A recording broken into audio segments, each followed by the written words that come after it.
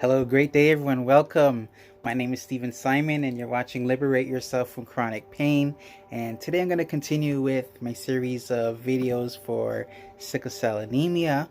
But today's topic is very, very important. Today's topic is what happens when a woman becomes pregnant with sickle cell disease, or when a woman with sickle cell disease becomes pregnant, I should say.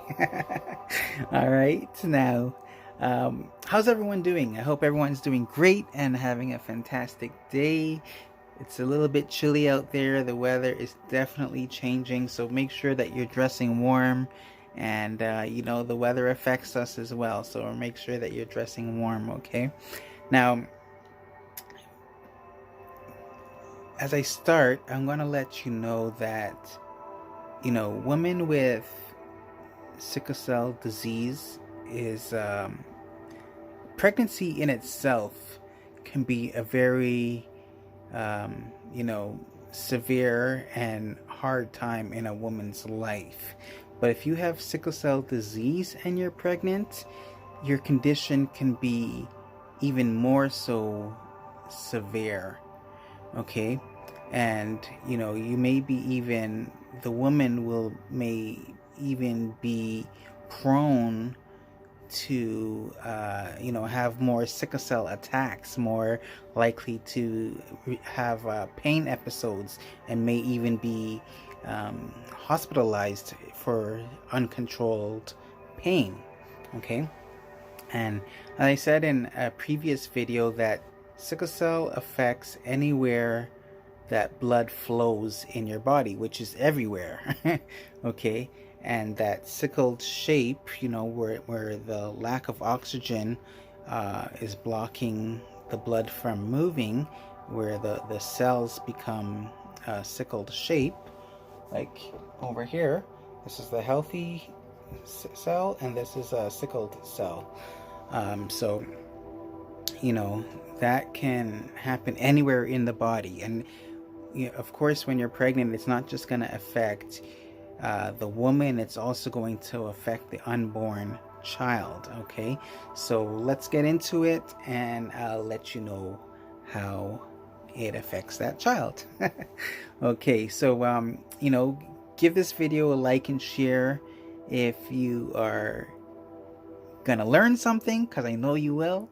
And make sure to share this video out to others as well, so that they can share something. Okay, caring is sharing, sharing is caring, and knowledge is power. So each one teach one. Let's go.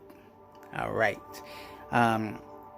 So yeah, the woman is likely to they may receive more frequent pain crises, right?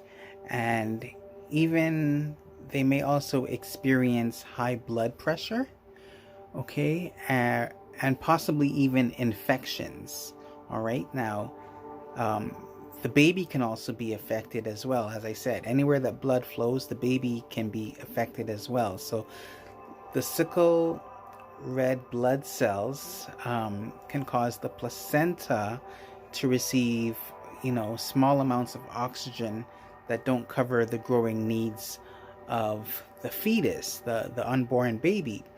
And the placenta is an organ that is developed in the uterus, in a woman's uterus during her pregnancy, right?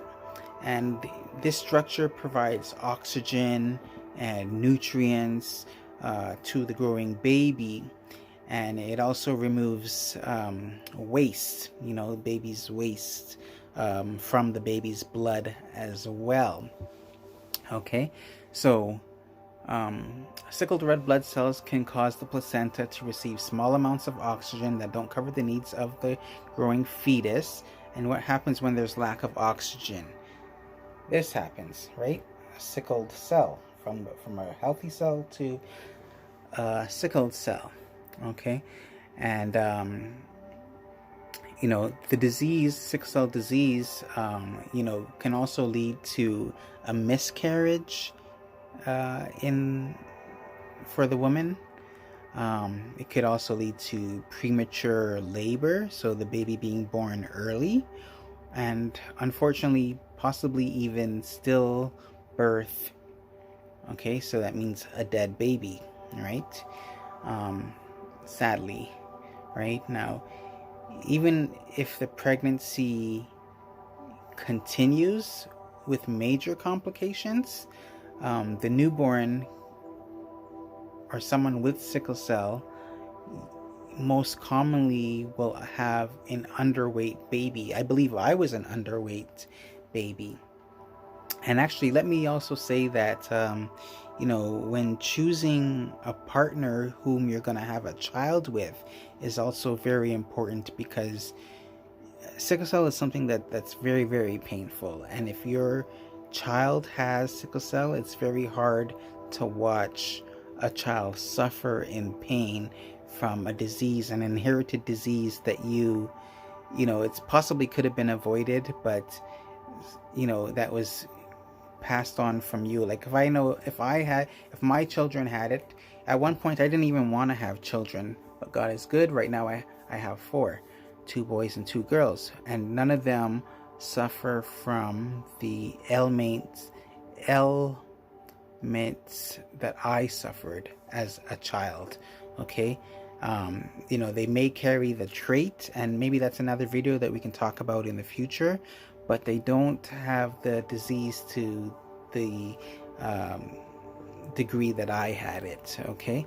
Now, also, so a woman with sickle cell disease is very much considered a high risk pregnancy, and the woman should always have appropriate medical supervision, have a right the medical doctor that supervises, a hematologist, and an OB that definitely is aware with sickle cell and monitors it. Usually the child is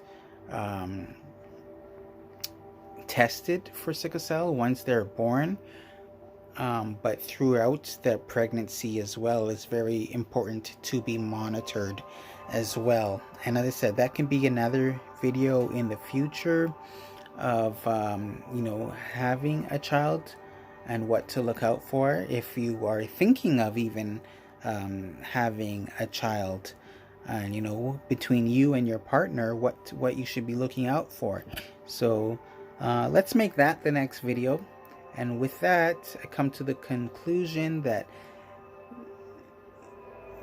these are the symptoms of what happens when a woman with sickle cell disease becomes pregnant. Okay, so give this video a like and share. I appreciate you for watching this video, and as I said, each one teach one, and together we will become more knowledgeable and make more informed decisions on how to treat our chronic pain and help a future generation maybe even alleviate or